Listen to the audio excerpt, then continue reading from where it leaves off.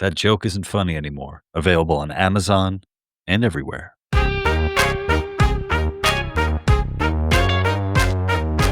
Hey guys, welcome back to the Lou Perez podcast on the Lions of Liberty Podcast Network. I'm your host, Lou Perez, and today I am very happy to be joined by Hannah Spier. You might recognize her as Psychobabble with Spier over on Substack, and that's where I came across her work. And she was very kind enough. I came across her stuff, read a bunch of it, and then reached out to her, and she was kind enough to come on this Strangers podcast and talk with me. And I think probably one of the things that stood out is you describe yourself as a anti-feminist psychiatrist. What does that mean to you? I guess. Well, thank you so much for having me on, Lou. I'm happy to be here with you all and share my work. So I call myself the anti-feminist psychiatrist, although that, is a little bit, might be a bit alienating to some. But I think that it's gotten to the point where we just have to dispense of this term feminism altogether. Because it has caused so much damage, and I've seen this in the therapy room. We're in the middle of a mental health crisis, and I lay a lot of that at the feet of feminism directly. So the more I started seeing things through that lens, I just said, okay, we have to, we really have to identify the real root of the cause, the real mechanism with which women get mentally unwell, and then by extension, the men in their lives and their children. It's a real pathogen that we have to name, we have to diagnose correctly, we have to understand the mechanism. And so that's why I really openly started calling myself the anti-feminist psychiatrist. One of the things that I've come across recently are people pointing out that it seems like psychiatry or psychotherapy seems to attract a lot of people who are, for lack of a better word, fucked up. Where it's like they attract people who are kind of battling their own mental illnesses, and then they come to this field where they're supposed to be helping other people with mental illness, and it just seems like kind of a um, not a great idea if you look at it like in Yeah, total. absolutely. Yeah, absolutely. I saw that a lot in the hospital, in the different psychiatric hospitals I worked at, and in the clinics, where I would look over, because I would very often be in with psychologists, female psychologists, in there. I'd be supervising, or I'd be the medical coordinator, all the intakes. I'd have to be there, and they'd sit there with their scars on their arms, and then I'd catch them crying in the hallways hysterically in between sessions, and I'd just see that their lives were not in order, and they'd gone into the field probably for the wrong reasons. We all want to be sort of the rescuer, and we need to feel needed and appreciated. That's fine. That's why a lot of us go into the medical field as well. But they sort of confuse mental health with becoming mentally well themselves. They have some problems that they need to figure out. And so, yeah, I think a lot of these women shouldn't be there at all. We have now more than 80% of the psychological community is female, Wow. that has great consequences. Yeah. What was there like a certain time when the switch happened? I mean, was there a time where most psychologists, psychiatrists were men, and then it eventually tapered off and women took over? Yeah, in the 90s it switched. It switched. But that's true for all of the liberal arts degrees. It just switched around that time. The same happened in psychology. And you know, it colors the way that they do therapy, that they when they how they interpret what they read. And I just see that there are consequences for men when men go to mental health therapy, that women are used to dealing with women, and they're used to dealing with themselves and their friends, and they don't give men the appropriate therapy that they need to get better. So yeah, what are sort of the elements of kind of more of this feministic approach to therapy? What are those certain markers of that make the therapist now like kind of more coming from a feminist viewpoint, I guess. Well, they all believe in that traditional gender roles are bad, that they believe in the patriarchy, that they automatically assume that men oppress women. They will invariably take the wife's side. It doesn't matter if it's the wife or the husband who's in therapy. I've seen this happen when we're sitting in these groups. Most clinics have this where once a week you'll sit with all the therapists together and you'll give advice and you'll talk through your cases. And I noticed that in the way that they're approaching, the way that they're talking about men and women, that they'll never give men the benefit of the doubt. They'll always assume that, if he's late home from work, it's because he's chatting with his pals, like he's not starving and rushing to get home at the earliest convenience. They'll just assume that the woman does the most at home. They won't ask. Like once, I can give you a concrete example. Mhm. Once I was sitting in one of these groups, and another therapist was talking about her. She had a wife in therapy, and she was talking about the how she was suffering and doing a lot of the domestic chores. Sort of the usual. This goes on in every couple, and the wife wasn't working as much as the husband, which is also very common, and that they had kids. And then I asked a question, what is the financial difference between their salaries? What is the husband making? What's the difference? And the room got silent. That was just how dare I ask such a thing? Like the salary difference should be relevant, because no matter the difference, he should be doing as much in the house as her. And this was specifically about getting up in the night and going to the kids.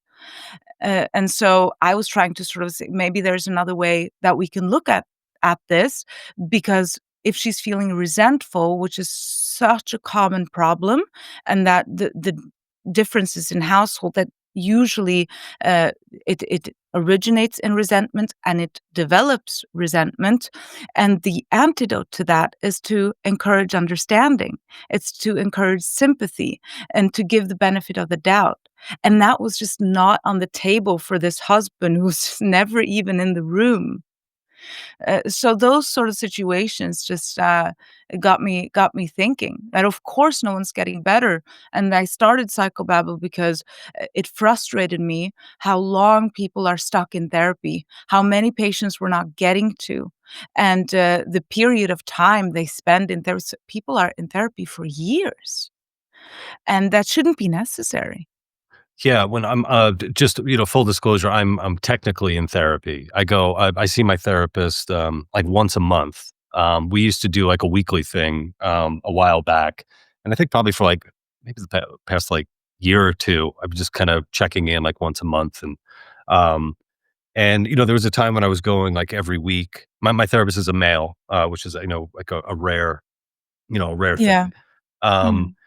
but, hearing about people who would, go to therapy like multiple times a week, like some people like 5 days a week. For one, I'm like, I have no idea how you get the money to do that. Yeah. It seems like you almost have to be, really wealthy to be mentally mentally ill at some point.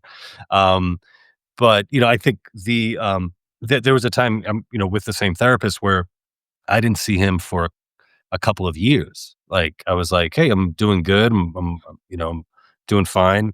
We, separated, and then when, I came there were some, life changes, and I wanted to, talk about and try to figure out, came back to him. But I think, like, I mean, if I felt like I was just getting worse in therapy, I would probably try to rethink therapy completely, you know? Like, it was just like, why would I keep going to something if I'm not actually, getting benefits from it, you know?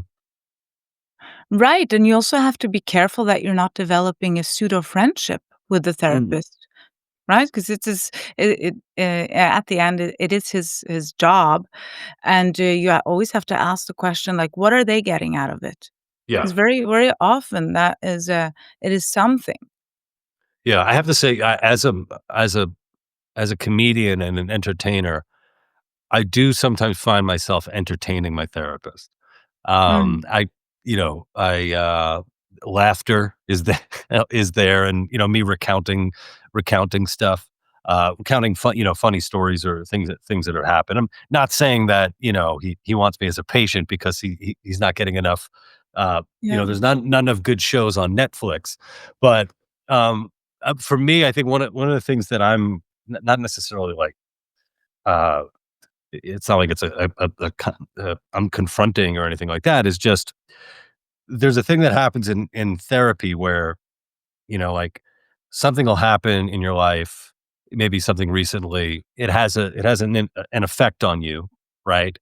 And then days or weeks will pass, and then you go to therapy, and now it's like, "Ugh, I gotta bring this up.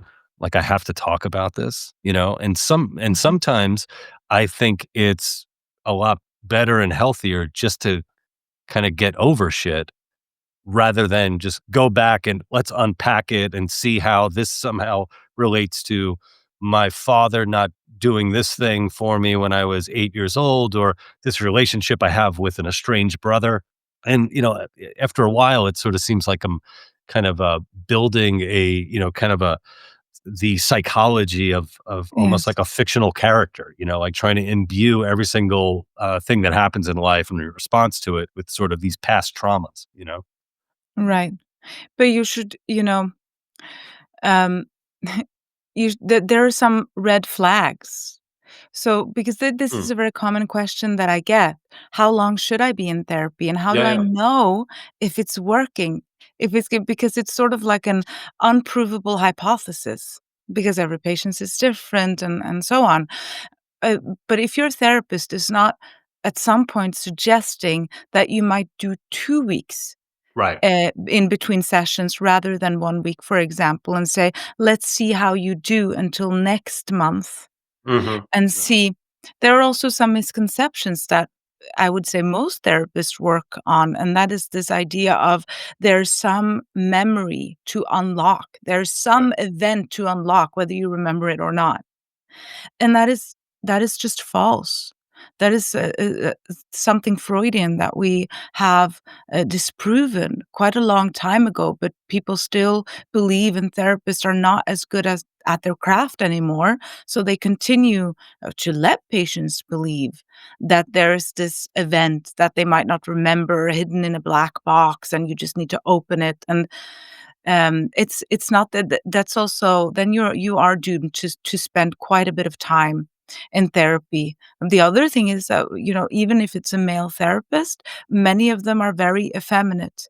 And, if you are, you are, from what I see now, you are not very effeminate.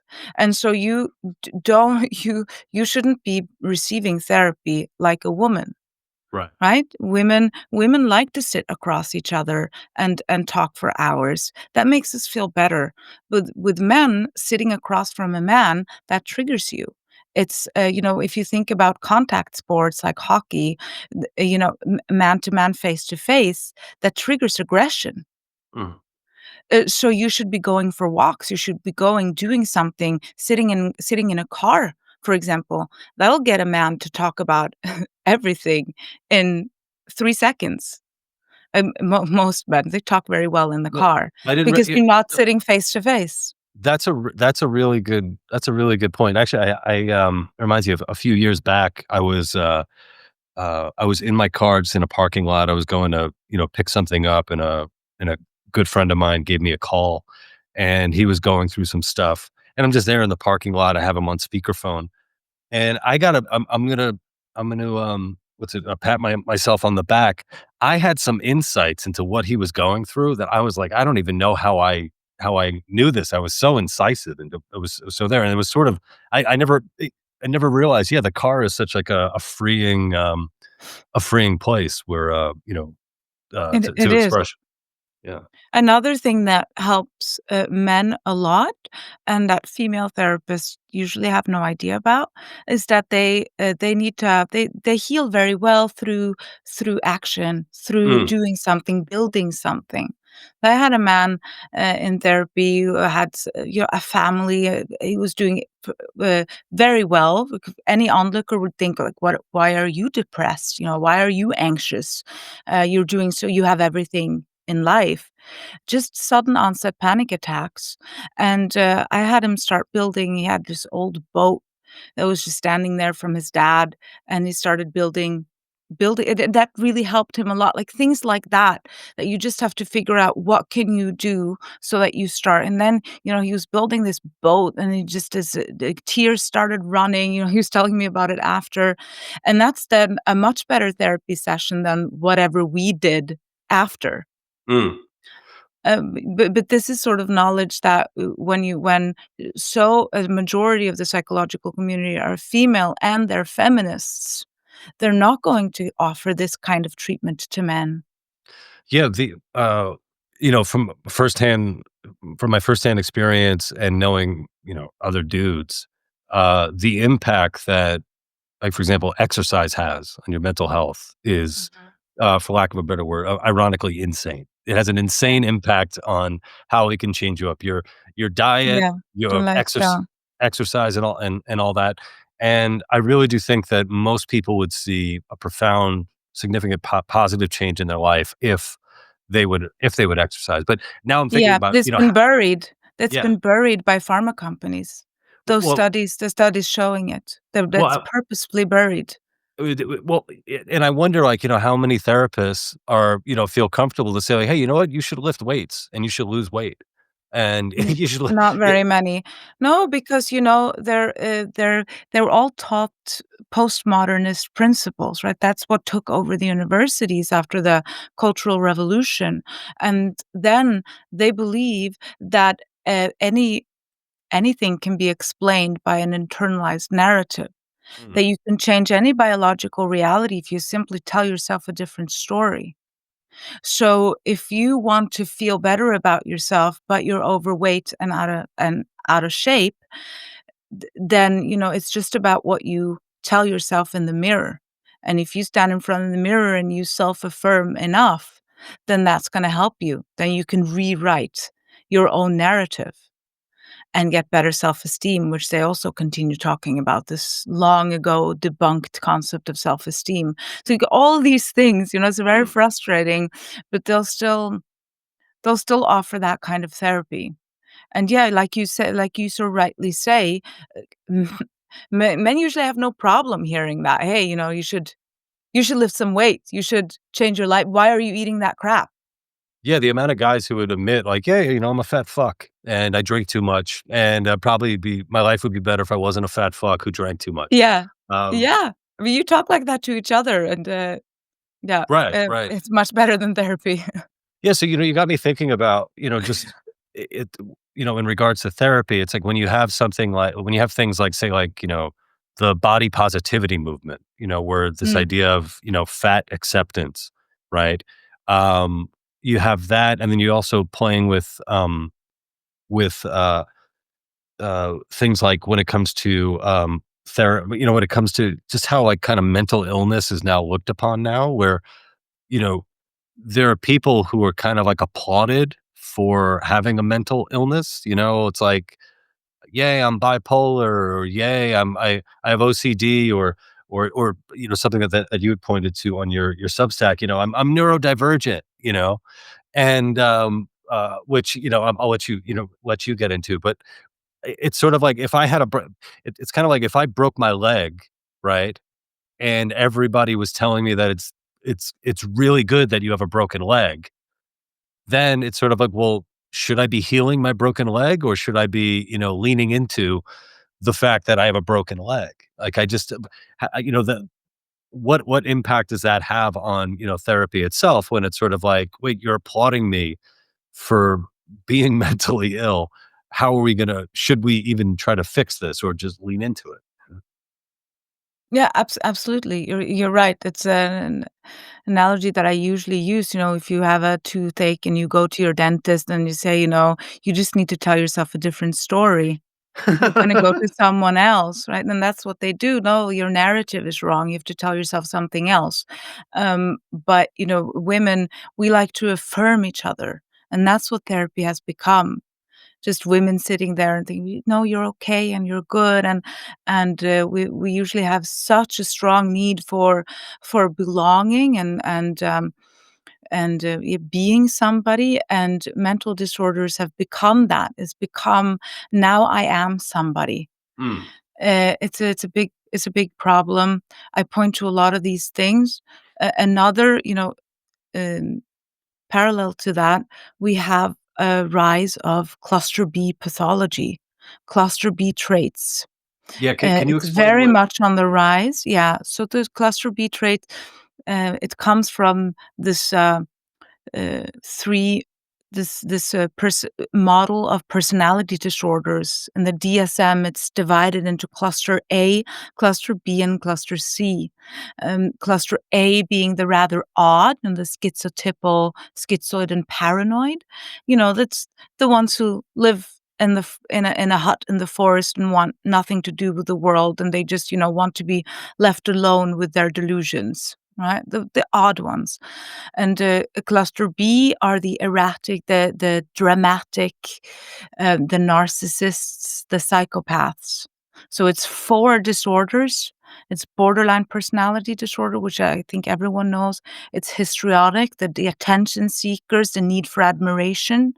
It's uh, it's the narcissists. Narcissistic personality disorder is within cluster B, and then you have also the antisocial or the psychopaths. It's a bit interchangeable. Um, and then you have the cluster C, which are the ones who usually attach to these cluster Bs, the avoidant, the dependent personality type. So they usually attract each other. And then so when I say I think cluster B traits are on the rise, it's not that I'm diagnosing everyone with a cluster B personality disorder, but it's a very sort of fluid. You can have exacerbated traits which do run rampant. We see this across species, depending on the environment, depending on genetics, temperament, what you are born with, because 50-60% of your personality traits are hereditary. You've no control. And then it's up to your environment and your parents to try to move that in a good direction. And that's what we're not doing. So we're seeing a higher prevalence of emotional instability, of narcissism. We see it in campus riots. We see people are allowed to have public tantrums in Mm. public. So I think everyone's been touched by that. We're seeing a lot of workplace bullying, and we're also seeing a lot of women, because this is overwhelmingly affecting women. So because the way it manifests in men, it's more outward aggression. So we see they get incarcerated, they get prosecuted. We see it in prisons. They have a huge, a high prevalence of antisocial personality disorder in men in prisons. But the female misbehavior, we're not we're not recognizing, because we don't like to morally judge female behavior. Mm. That is what this is. And we see that they go to the clinics and they say, they come with, and I've had this, I've seen it happen. They come with ready filled out questionnaires saying, I have this, I have ADHD, I have Asperger's. My kid was just diagnosed with Asperger's or autism. And so therefore, because it's hereditary, I must have it too. And it's narcissistic because it's seeking unearned privilege and status. And there is status in victimhood now. And if you're not otherwise marginalized, right? If you're not Black, if you're not, any of these groups that we put on a pedestal, this is an this is then an easy grab, right? I have a mental Mm. disorder. I am also marginalized. I'm also a victim. And then there's this competition of who's the best victim. That's the narcissism. I am the best at being small. Look at me.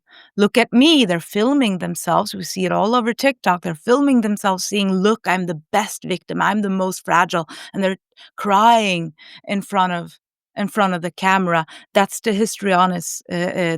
the histrionic trait. And so that's why I like to call it, this cluster B condition, because it's not that everyone fits into a neat box. It's that you have a little bit of this, a little bit of that. You have some narcissism, you have some histrionicism, you have some of the emotionally unstable. And so this is what antisocial looks like in women, and we refuse to recognize it because of feminism. Mm. So that's why I get back to that. I lay a lot of this at the feet of feminism. Well, I wonder too, the obviously, as you say, feminism playing a role. And then I also think there's something too of, when it comes to men or uh, the patriarchy, where men will also make excuses. Like I dated a woman, and it wasn't until it was a very toxic relationship, but it wasn't until we were broken up that a number of my friends started telling me what they really thought of her. And they were Mm, like, "Oh, she was a, cunt," and I recounted this one thing that had happened, and my buddy was like, "Yeah, man, she's a bad person." And mm, and it was sort of like in the moment, I guess, I don't know, I was there, and, what would you call it? Pussy whipped, I guess, just sort of like making excuses. Well, how could she be? She's not a big, violent, burly guy, so how can what she's doing be all that bad? Or maybe I'm mm. messed up because look, I'm much bigger than she is. So, her, scratching my neck or, getting into like a physical altercation with me. It's okay because I'm the, I'm larger and able to defend myself if needed. And that's sort of like, Right. I think when you bring the two together, there's going to be problems. You see this all the time with, uh, you see it where, you'll have like a male serial killer in prison, and then he'll get all these women who are big fans of his and like want to like have his babies and stuff. And then Right. That's you see cluster B. cluster Cluster B. B. And then Yeah. you'll see another side, the other side of that where there's like, mug shots of women criminals, but they're all pretty. And like guys will be like, okay, I could change her, or, I'll put Right. up with it because she's so, she's so good There's a looking. lot of that. But also, I just see men are so desperate for companionship now. Uh, They are with these dating apps, women have at any given moment a buffet of men. They can oh just yeah. swipe. We see it from the data from the dating apps. We're seeing this happen. They get an sort of an inflated sense of worth. So we're feeding the narcissism. They have you see it in the list of demands that they have on men. I Right. mean, I just see young men, they're I mean, you guys don't stand a chance. It's just all you want is just like, "Just wanna live my life with a woman." That's all men really want. They want to be admired and loved by a woman. And, just very, at a disadvantaged, in society now, Well, I think. yeah, with the dating apps, I know the big thing is, Yeah. women not wanting to be with a guy unless he's 6 feet tall. And Exactly, and 500,000 a year, and yeah, yeah. just Well, ridiculous. I was thinking, just on the height thing, like, I may have been, like, one of the few guys who didn't lie about his height on dating apps. Like, I'm legitimately 5'10". Like, I'm not Yeah, 5'8" pretending I'm 5'10". I am five yeah, foot 10. And I'm I'm s like, to not to toot my own horn, but I did very well on dating apps. I had a lot of fun. I think in part because I was looking to play, I was looking to, yeah. uh, play around, and, that eventually that's where I met my wife, and she was so great that I was like, "Okay, I'm done.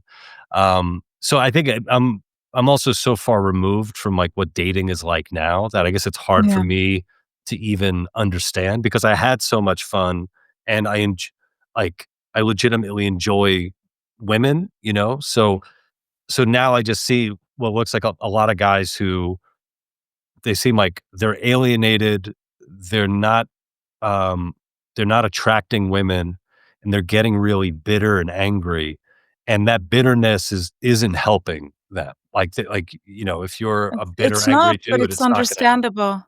Yeah, I understand it very well. I understand it because what are they supposed to do?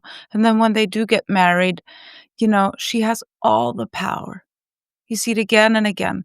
She can initiate divorce whenever she wants, and she knows she'll get alimony, she'll get the kids.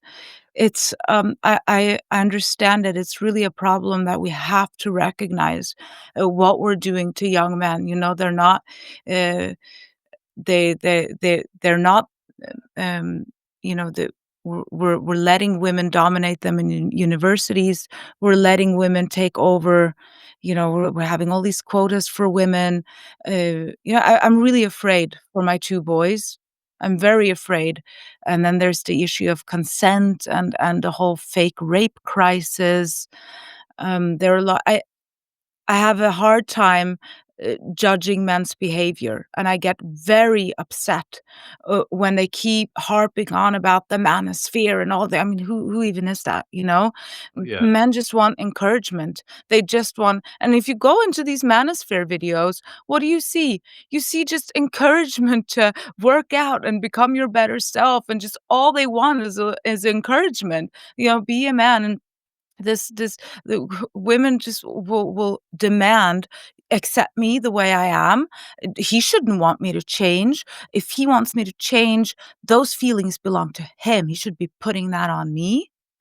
Uh, but we don't like to talk about what you just said, that we will always pick out the tallest guy in the group. We'll always choose someone who's better educated than us, and who makes more money than us. At the same time, how is that supposed to happen when we're getting all the university degrees? I was just thinking there's that quote, attributed to Marilyn Monroe. It's something like, "If you can't handle me at my worst, you don't deserve me at my best." And it's like, there's no way a Oh, I man see it could say all the that. time. There's Oh no my way a god, I man see could it say all the that. time. I have so many friends who reposting that, and it just, it makes my skin crawl. Like, you should try not to be at your worst. Yeah. Well, That's it, and I mean, to be fair, at Marilyn Monroe's worst, she OD'd on drugs and passed away. I mean, so that's definitely, a tough one for sure. and women aren't, we aren't admitting how poorly we're doing. We only want more when women are doing badly, we immediately blame society. We immediately put it on men. If Mhm. men will just step up, and I see them doing nothing else. They're desperate to step up, if they have the chance, but they're not given the chances. And we're talking about, I just saw this panel on Diary of CEO with Erica Komisar and Louise Perry and the guilty feminist, and they're talking about how awful women are doing, poor women, and you know again, the list of demands on men. Men have to do this and men have to do that. But no accountability on women. No one will ask, "Hey, what is a woman's duties? What makes a good mother?" We've no problem listing what makes a good father.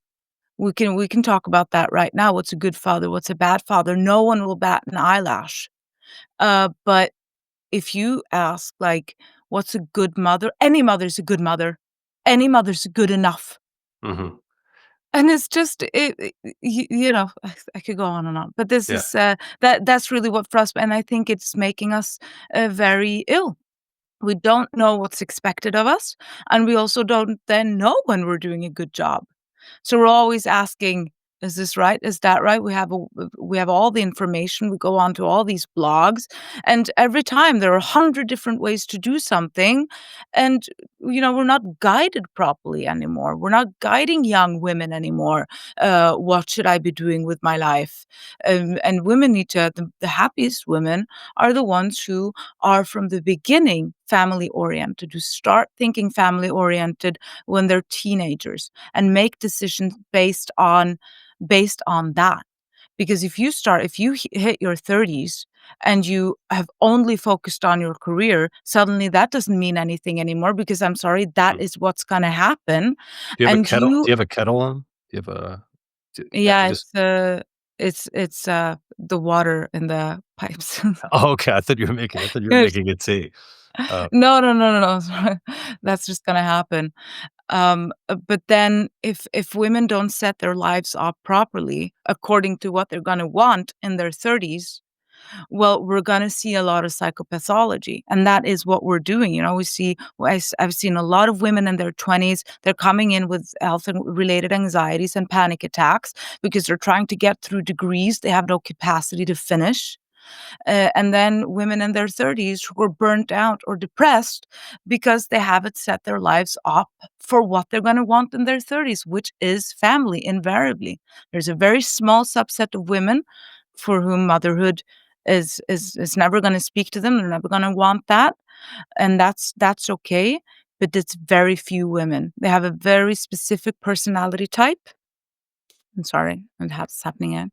Um, and we're telling young women, girls, that this group is much bigger than it is. You mhm, follow? We're yes. telling girls that it's just as likely you're not gonna wanna have kids, and it's a blatant lie, it's a feminist lie. It's very, very, very likely that if you get into your 30s, you're gonna want a family.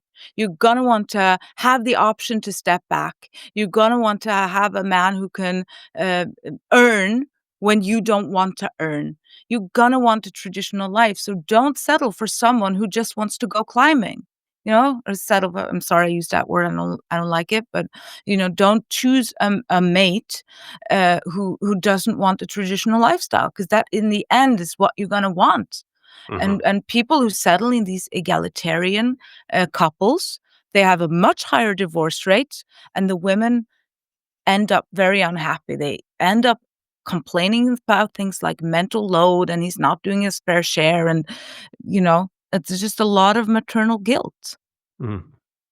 Something Yeah. that I find because I spend a lot of time on X where it could be a lot of fun.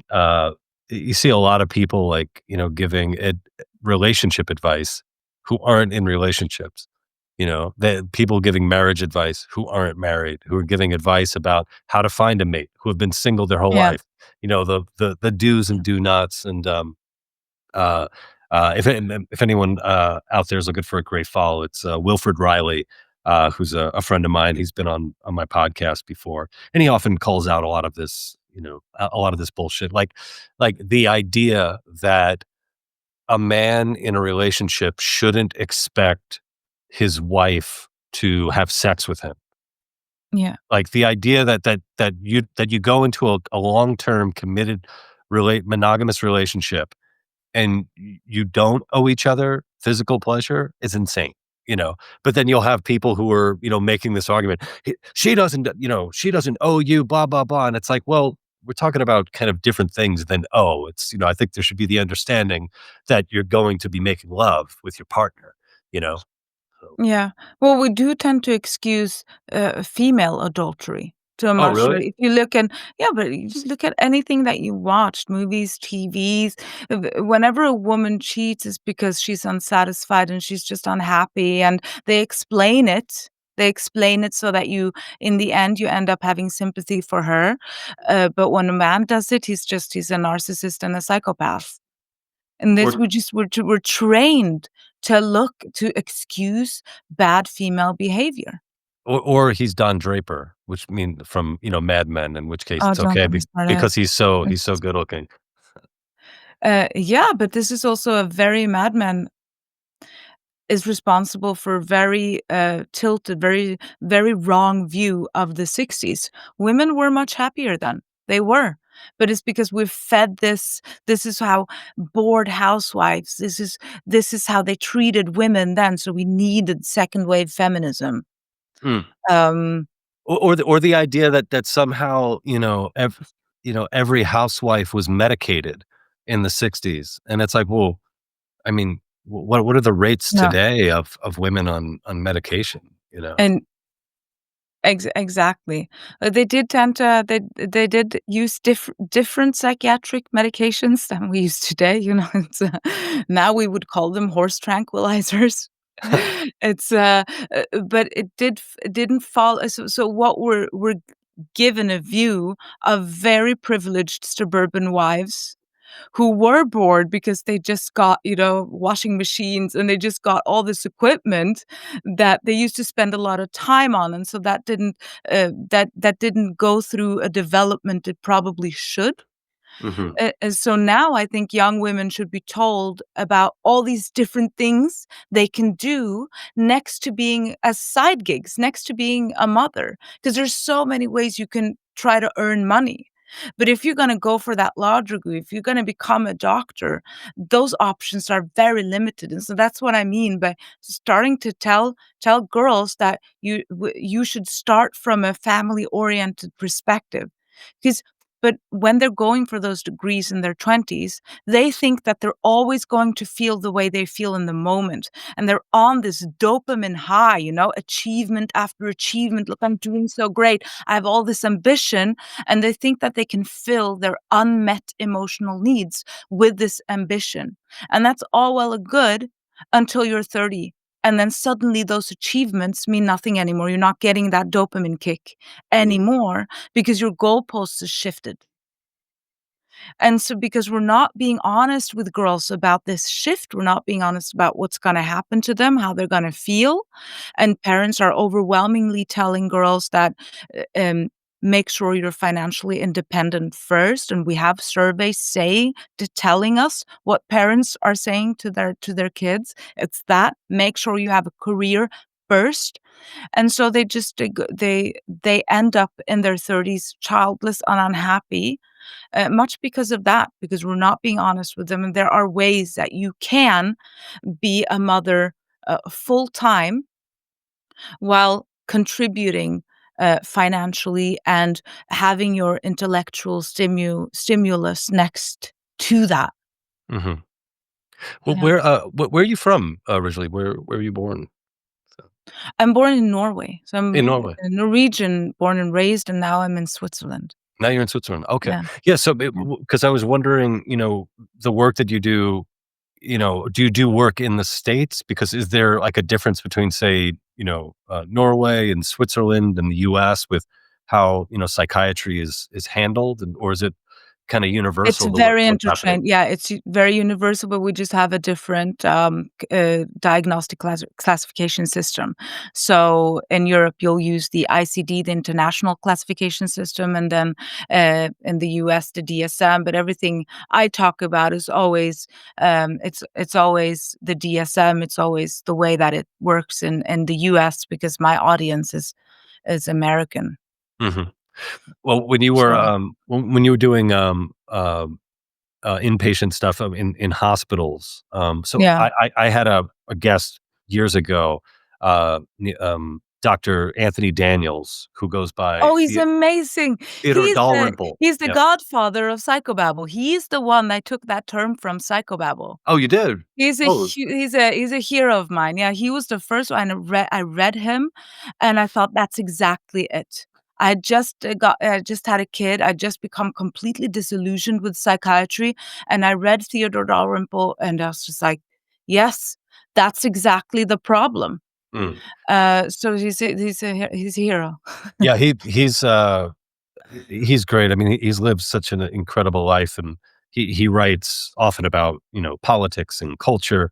But my favorite stuff is when he shares stories of his as a doctor in a psychiatric hospital in England.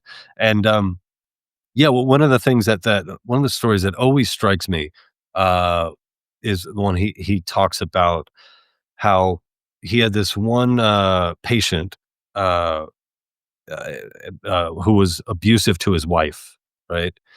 Beating her up all the time. And the wife was sort of making excuses for him. And uh, Dalrymple, asked, he's like, well, do you think he'd hit you if I were in the room? And she said, oh, no, he wouldn't. And it's like, well, there you go.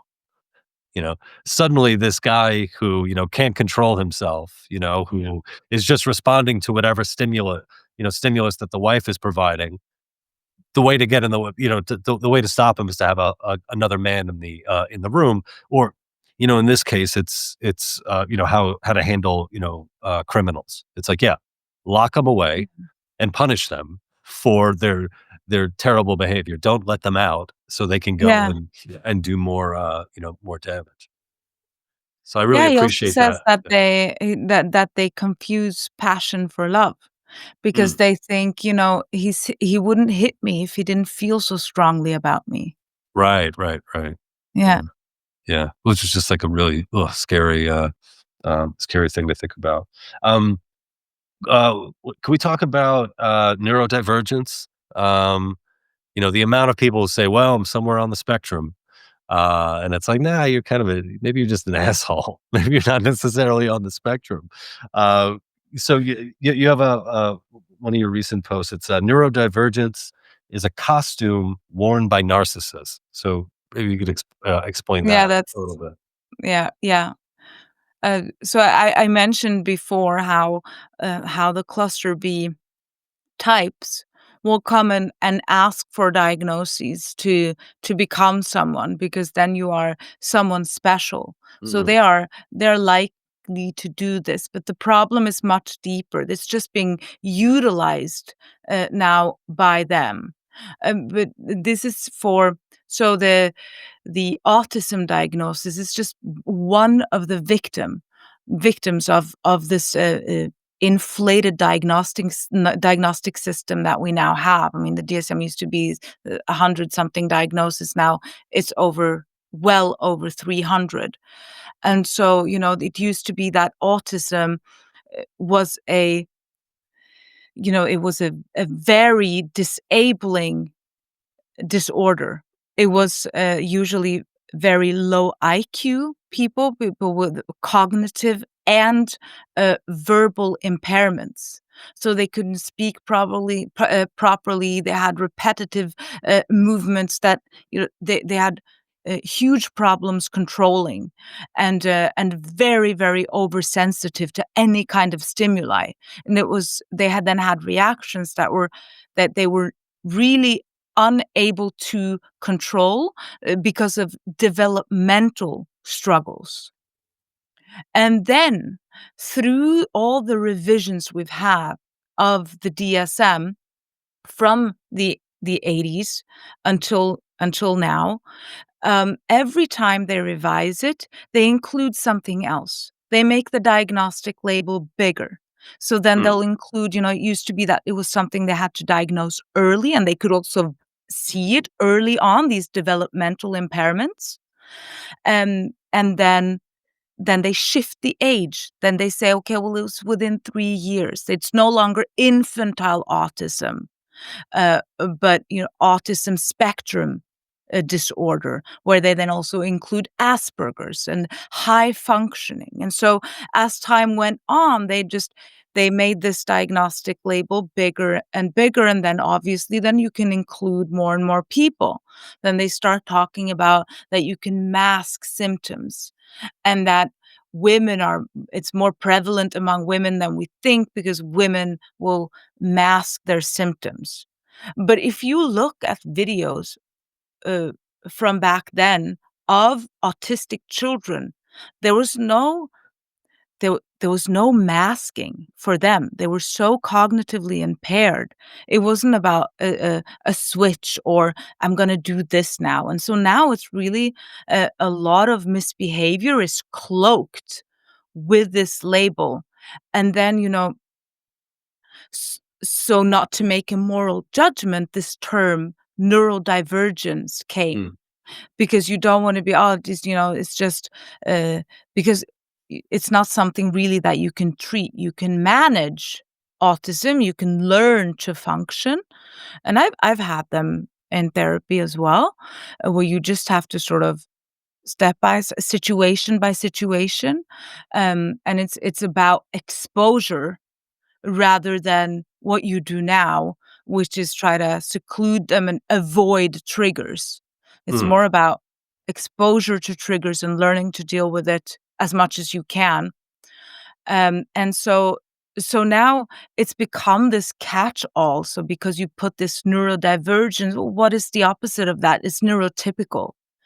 And that's then becoming um, then the neurotypical kids in school, well, they're just gonna have to deal with all of the neurodivergent kids because they all have to be in the same classroom together. Why? Because there are now so many that we don't have money anymore. We don't have proper funding to give those who need special ed. mm, They should be separated. They should have special treatment. But when obviously, and this is what irks me so much, because these were the patients that we should be protecting. We should be making sure that they get the funding and the treatment that they need. And that it's very expensive. It's very expensive to manage these disorders. And if you have, and now they're saying the prevalence is like 1 in 30. Well, that's one kid almost in every class. yeah, So then, of course, it gets very watered down, and we are not, s something that we're supposed to be compassionate. But then you really have to start asking, to whom? For whom should we have this compassion?